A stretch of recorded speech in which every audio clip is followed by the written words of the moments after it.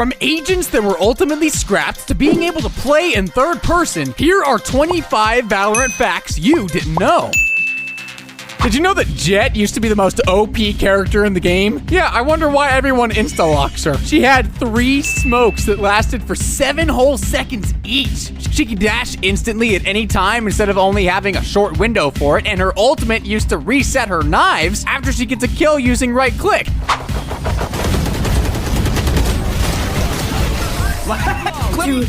You either played her or hated her. There is no in between, but you can do both. Her kit made her usable on every map as well, so the meta was just dominated by cracked Jett players, even in official tournaments. Some Cypher cameras are really just wall hacks in disguise. Did you know that if you're playing on Fracture as Cypher, you could do these? I made a lineup so that you can place this cam on Fracture.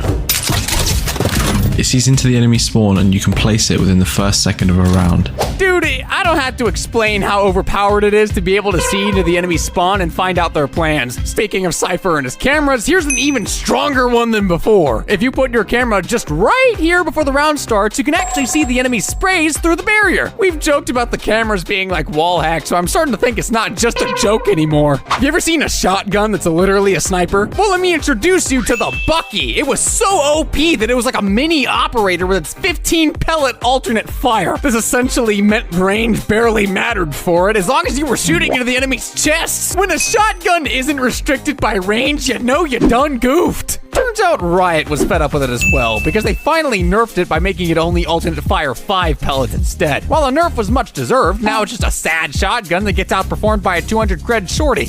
Up next, I bet you didn't know you could stand on this roof in Ascent near attacker spawn. Can't blame you for that though, because it's not like there's any agents that can make it up there in a regular game, aside from Raze. Here comes the party!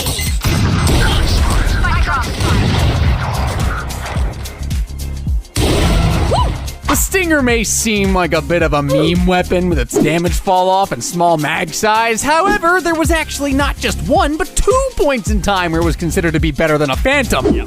I mean, Kirsten is so low here. If they wanted any shot, a Stinger!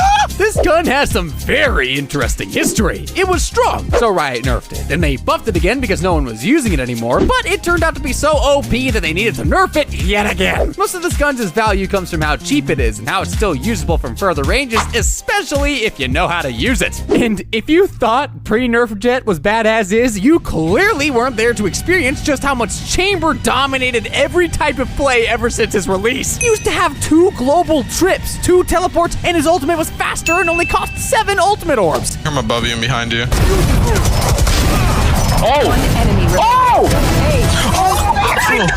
Holy God! 2 global trips meant he could essentially watch every entrance of a site by himself, and 2 teleports meant he had a lot more options when it came to positioning himself both aggressively and defensively. His 2 gun abilities made him good for both eco rounds and have a really good economy himself as well, with how he essentially has a free guardian and a faster operator. He had the highest pick rate for such a long time, both in the competitive and the pro scene, because he was just that good and he could be used in every map. It's no wonder that Riot had to nerf him to the ground after a year of total domination. If you're tired of having to destroy Ascent doors with a full magazine, here's a little trick to save the day. Just use Cypher's camera to destroy it instantly. You can literally just place your camera beside it and it'll instantly explode. I swear this fricker's just the Omni tool. But if you don't play Cypher, then don't worry. It works with Raze's satchels as well. Though you just have to make sure you land one in the right spot. And if you thought that was all you could do with Raze's satchels, well, I wish you were right. There was a point in time where you were able to destroy Killjoy's ultimate with a singular one. And in case you were wondering, yes, this was even done in an official Valorant tournament. Come over and come back.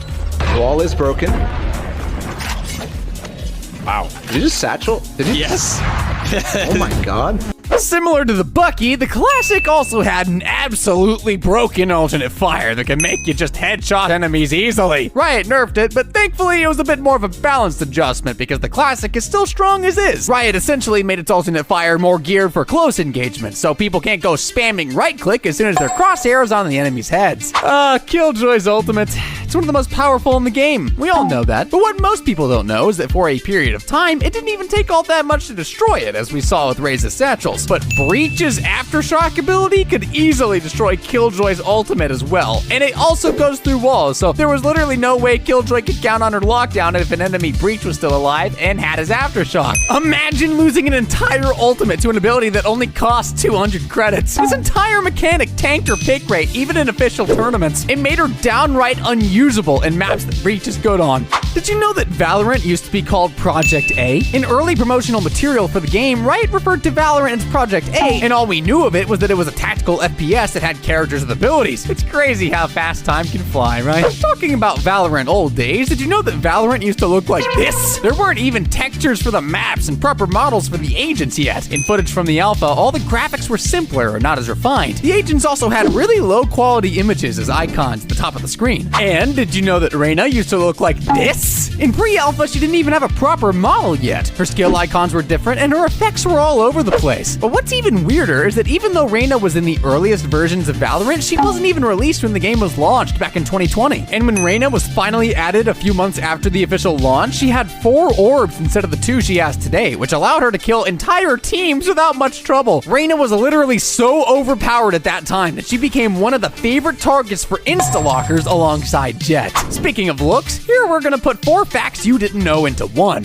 Why? Because we're good people, so please subscribe for more videos. Omen looked very different in early versions of Valorant. His face went through a redesign and he was dressed in more armor. Raze today is best known for her bright orange color scheme and colorful explosions, but in early concept art, she looked like a whole other person. She had a predominantly purple color scheme, and her grenades and overall motif looked a lot closer to poisons than to actual explosives. Killjoy was even meant to be a robot first, as shown in this footage from early Valorant development times. And then there's the barely noticeable changes, like Breach trading out his orange vest for a green one. There are also some agents that just straight up did not make it into the game at all, like this scrapped agent called Shatter. Looks like he's made out of crystals, and his kit is very similar to Phoenix's and Yoru's. He was apparently supposed to have some kind of flash, some kind of grenade, and a decoy mechanic. People believed he was actually Yoru in early developments of the game, but then Riot decided to scrap it as Yoru seemed like a better option, so I don't know what happened to him. Another interesting fact about old Raze is that she used to have a different voice line for her ultimate, and honestly, I think it sounds better.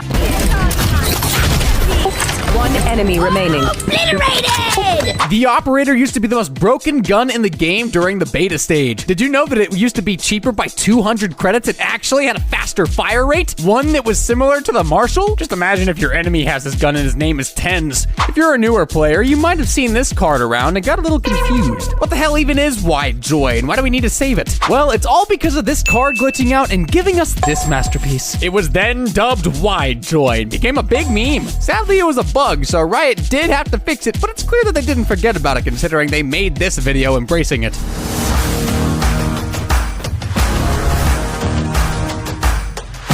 Riot once thought of adding a third-person mode, perhaps to help with kill cameras or implementing replays into the game. You can see some aspects of it with the spectator option in custom. For some reason, though, they eventually discarded the idea. The only way to actually have third-person in Valorant is either through a bug or hacks, so don't try it or you'll get banned.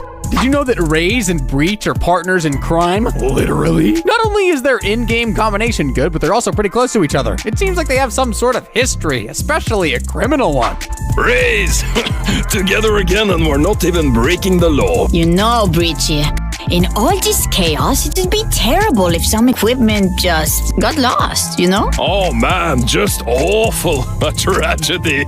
Did you ever notice there's some numbers on Skies' glove? And not just any numbers, mind you. If you correspond those numbers with the letters in the English alphabet, you'll find out that it actually spells out plant. There's a neat little detail that Riot really didn't have to put in, but they did. You can tell that this game was made with a lot of love. It's a little known fact that the terrifying and mysterious Omen is a bit of a softie. Did you know that he likes to knit? Yes, in a voice line file from Riot itself, we can clearly hear that Omen knits as a hobby. Hey Omen, I respect a guy who knits. It's pretty cute. It helps me focus. Oh, what do you care? If that wasn't strange enough, Phoenix also has a hobby of his own, apparently. It may come as a surprise to some of you, and to me, but he likes to play chess regularly with Cypher and Sova. Remember fam, winning takes sacrifice. Right, Cypher? Sacrifice?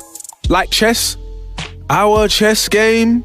Oh, come on, I know you got it. We've all gone to the range at some point, but did you know that there's more to it than what meets the eye? If you've explored a bit, you might find some stairs nearby that lead down to a dark hallway that will take you to a small office. Depending on the current patch, you can actually interact with some of the objects inside. You'll soon find out that this is Brimstone's secret room, and he actually receives voicemails and emails from the other agents. I mean, since we're already in the range, we can't leave without even mentioning the fun little mini game that Riot hid inside of it. I bet it's the last thing you'd expect from a warm-up area for an FPS game. And drum roll, please.